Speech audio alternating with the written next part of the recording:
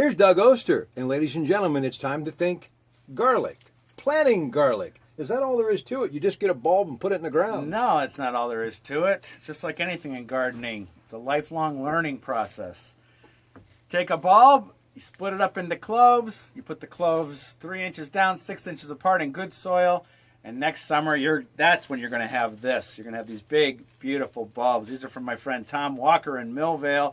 He'd be happy to sell you some garlic, but you can find it at good nurseries. You can find it at garlic farms. You can certainly find it, I bet you, out at Janoski's. Absolutely. Pumpkin Land continuing every weekend in October. Don't you dare. Garlic Land, we call it. And listen, one thing's for sure, with all this garlic in the room, no vampires anytime soon.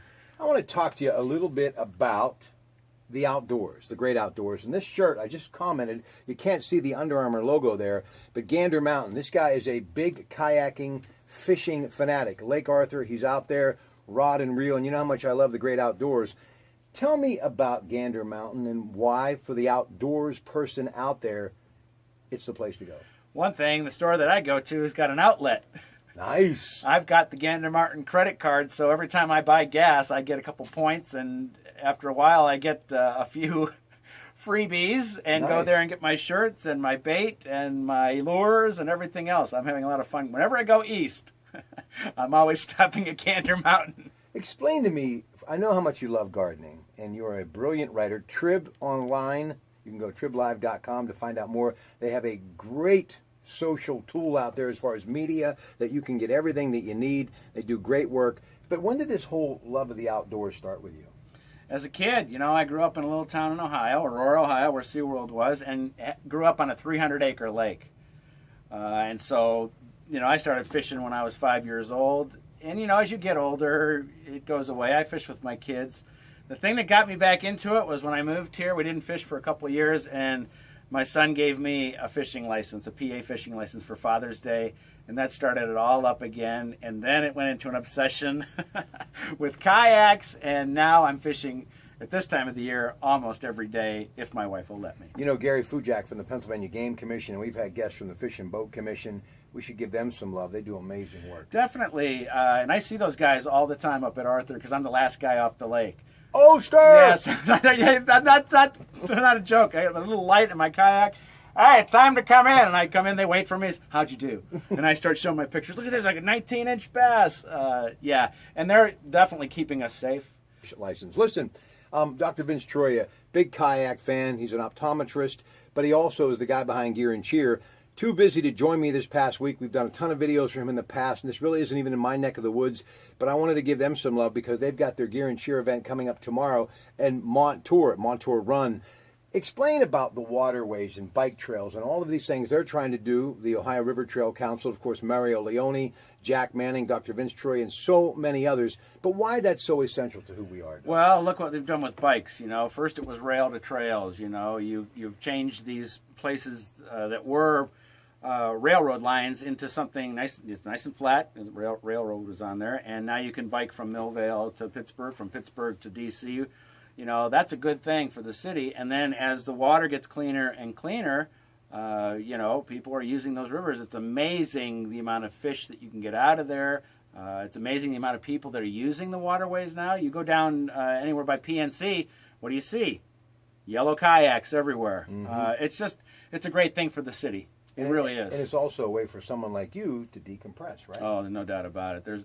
For me to be on that water, I posted a picture looking east at sunset.